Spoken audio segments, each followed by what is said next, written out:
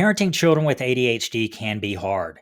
Feeling overwhelmed or even desperate sometimes is common. And the struggle is real, but with patience, understanding, and the right strategies, the experience can be a wonderful opportunity for you and your child to learn, grow, and deeply connect with each other. Today, I'm going to share 7 highly effective strategies for parenting children with ADHD. Hi, I'm Dr. Chris Akins, a clinical psychologist and ADHD coach, and I help parents navigate the challenges of parenting children with ADHD to help their children succeed and even thrive at home, school, and in life. Let's start with talking about how having a consistent routine can really help kids with ADHD.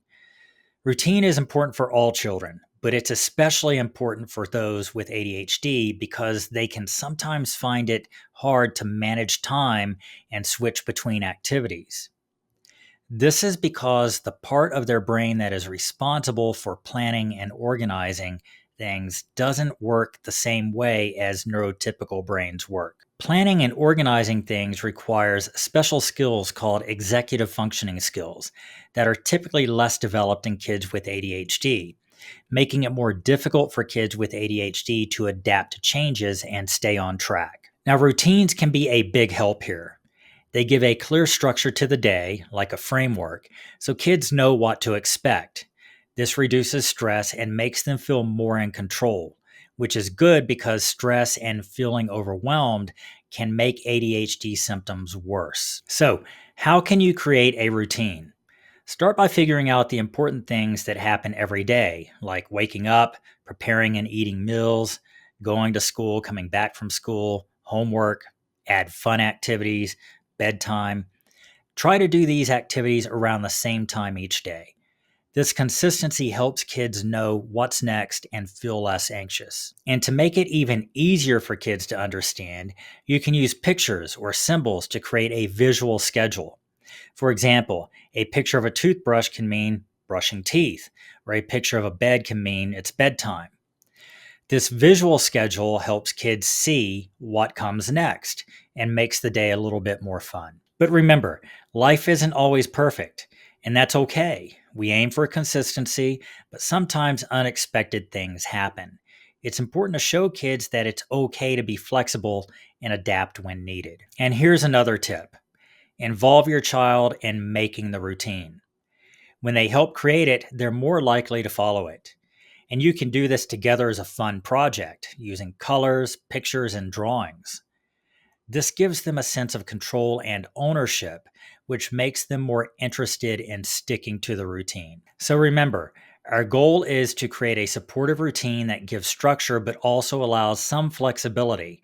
With patience and consistency, a well-structured routine can make a big difference in the daily life of a child with ADHD. Now let's talk about our next important strategy, setting clear expectations and rules. This can be a really helpful tool for managing ADHD behaviors and creating a sense of order and structure.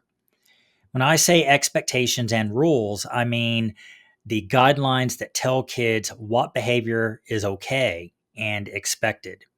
These guidelines help kids with ADHD by giving them a clear idea of what to do and what not to do. But it's super important to make these expectations very clear. Kids with ADHD often struggle when things are unclear or uncertain. They do best when they know exactly what's expected of them. So generic instructions like be good or behave yourself can be very confusing. Instead, try to be specific and give examples of what you mean. For instance, if you're going to the library, explain that being good means we walk slowly, talk quietly, and treat the books gently. And during homework time, clarify that this means we sit at our study desk, turn off the TV, and focus on our work for the next hour. These clear explanations help your child understand what's expected, which reduces confusion, anxiety, and arguments. Consistency is also important when setting rules.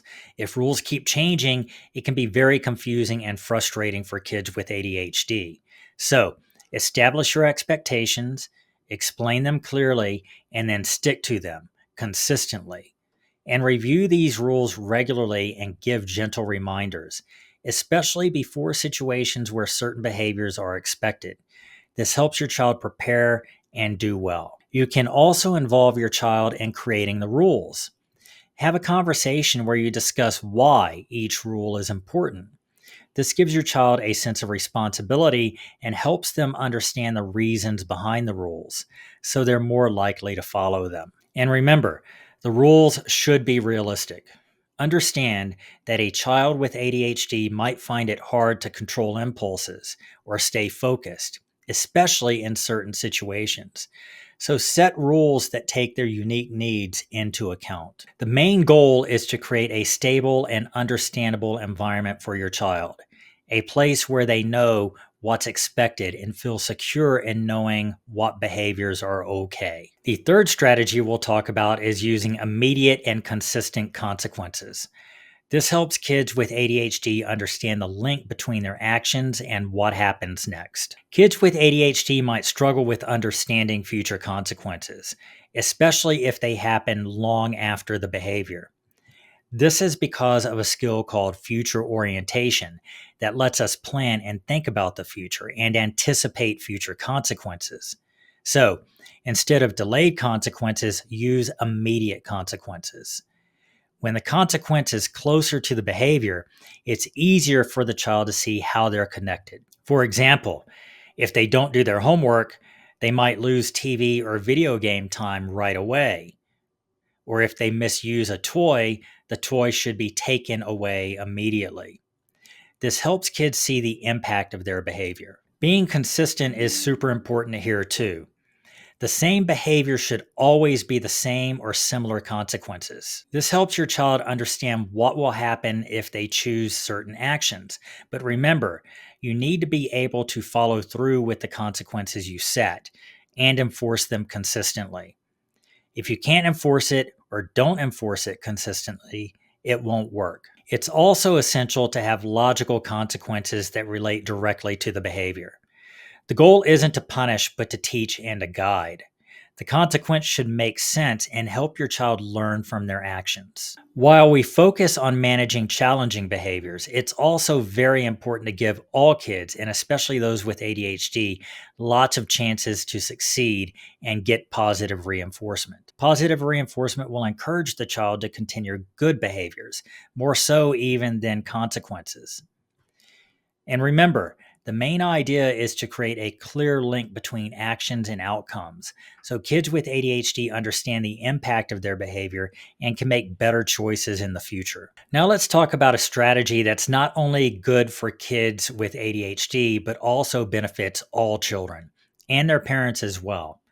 Exercise. Physical activity is about more than just staying healthy or getting into shape. It's also important for mental and emotional well-being. This is especially important for kids with ADHD because exercise can help manage some of the symptoms of ADHD. So, how does physical activity help with ADHD symptoms? First, regular exercise can help with focus and thinking. When kids exercise, their brains release chemicals called endorphins. These make them feel better and help them concentrate better. Exercise also triggers the release of dopamine, norepinephrine, and serotonin, which are important neurotransmitters for attention and focus. Second, physical activity can help reduce impulsivity and hyperactivity, which are common with ADHD. Exercising gives kids a way to use up extra energy, so they might be calmer overall. It also teaches them control and self-discipline. And last, exercise helps lower stress. Living with ADHD can be stressful in itself, but regular physical exercise can help manage that stress. When we exercise, our bodies produce fewer stress hormones and more endorphins, which makes us feel happier. Now, how can you encourage physical activity? It doesn't always have to be a structured sport or gym class, though those are great choices. Engaging in team sports may help improve social skills and teamwork. If structured sports aren't their thing, no worries. There are lots of other ways to get moving. Kids can play tag in the backyard, go for family walks, ride a bike in the park, or have a dance party at home. The goal is to make physical activity fun, not a chore. You may have to try different activities before finding what your child enjoys, and that's okay. The important thing is to encourage them to move and play regularly, making it part of their daily routine. And again, adding regular physical activity to your child's life has lots of benefits. It helps them focus better, control their impulses better, and feel less stressed. Now, let's talk about the next strategy, making your home a calm and organized space. You might be wondering, how does my home organization affect my child's ADHD? Well, it actually has a big impact. Kids with ADHD can have trouble with focus, attention, and staying organized. If their surroundings are chaotic, it can make these challenges even worse, leading to more stress and difficulty managing their behaviors. But if the home is calm and organized, it can give them a stable foundation to cope better with their symptoms. The first step is to reduce clutter. A messy environment with too many things can distract and overwhelm a child with ADHD. Simplifying the space can also simplify their mind. Work together with your child to declutter their room and common areas. This means getting rid of stuff they don't need and finding good places for the things they do. Next, create specific spots for belongings. If your child knows where things belong, it's easier for them to stay organized. You can use bins, baskets, or shelves with labels for toys, books, or clothes. This visual system helps them quickly find what they need and put it away properly after, keeping the space tidy and reducing stress. Also, aim to make your home a calm, peaceful place. This doesn't just mean organizing things, it also includes managing the emotional atmosphere. A home without unnecessary tension, loud noises, or too much going on can help a child with ADHD feel more at ease. You can have quiet times during the day, use soft lighting, and encourage calming activities like reading or puzzles. It's essential to involve your child in this process. It should be something you do together, not something done to them or to their space. For younger kids, make cleaning up fun with a game or a special cleanup song you sing together. For older kids, let them be a part of deciding where things go or how their space should be organized. This gives them a sense of control, and they'll be more likely to help keep things tidy. And remember, the goal isn't perfection, but to create a generally calm and organized environment that supports your child's needs. Every child and family is unique, so your home setup may be different from others, and that's okay. The key is to make a space where your child feels comfortable, focused, and calm. And by having a calm, organized home, you're providing external structure that helps your child manage their symptoms, focus better, and feel less stressed overall. Our final strategy today is all about something that is really important: embracing your child's strengths. This aspect is vital, but often gets overlooked when we're focused on dealing with the challenges of ADHD. Every child has special strengths and talents. Some might be great in school subjects like math or science, while others shine in non academic areas like art, sports, music, or social skills. For kids with ADHD, these strengths can be a lifeline, boosting their self esteem, sense of identity, and feelings of success. It's essential to recognize and nurture these strengths because children with ADHD might face challenges that affect their self esteem. They might feel different from their peers or struggle with things that seem easy for others. And by acknowledging and encouraging their strengths, we give them a powerful source of positive identity and a path to success. Start by finding out what your child loves to do and where their talents lie. Observe them in different situations. Ask them about their interests or get feedback from teachers or caregivers. Once you know their strengths and interests, find ways to support them. If they love painting, create an art space at home, enroll them in art classes, or visit art museums together. If they're into soccer, help them join a local team or practice in the park. It's also important to praise their efforts and accomplishments in these areas. Recognizing their hard work and dedication can boost their motivation and confidence. Additionally, consider using their strengths to help them with challenges. For example, If your child is a visual learner and enjoys drawing, use graphic organizers to help them plan their homework. Remember, the goal isn't for your child to be the best at what they do, but to enjoy and feel confident doing what they love. It's about celebrating who they are and helping them see that ADHD is just one part of their life, not their entire identity. So, whether your child is a future scientist, an animal lover, an actor, or an athlete, supporting their passions and strengths is one of the best ways to help them thrive. Every child has unique strengths and talents, and by embracing and nurturing them, you're helping your child build a positive self image, increase their resilience, and set the stage for success in all areas of life. As we come to the end of this video, I want to talk to you about something really important that we as parents often forget about: taking care of ourselves as parents and caregivers. Parenting a child with ADHD can be tough, with lots of rewarding moments, but also stressful and demanding ones. It's important to remember to take care of yourself while you take care of your child. But how? Start with physical self care. Make sure you eat well, exercise regularly, and get enough rest. Sleep might be challenging with an ADHD child, but your well being matters. And when you take care of yourself physically, you'll be better able to care for your child. Emotional self care is very important as well. Recognize your feelings, allow yourself to experience them, and find ways to manage stress. Try mindfulness practices like meditation or yoga. Spend time in nature, or do something you love as a way to relax. Having a support system is also very helpful, even vital.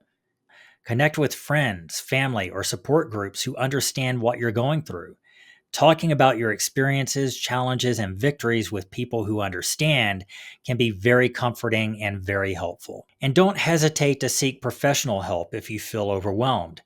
Therapists and counselors can provide valuable strategies to manage stress and find balance. Remember, it's okay to ask for help, and it's okay to take breaks. You're doing an incredible job as a parent, and part of that job involves taking care of yourself physically, emotionally, mentally, and spiritually. As we wrap up today's video, remember that every child and family is unique. The strategies we talked about here are general suggestions, and you can adapt them to best suit your child's needs and your family's situation.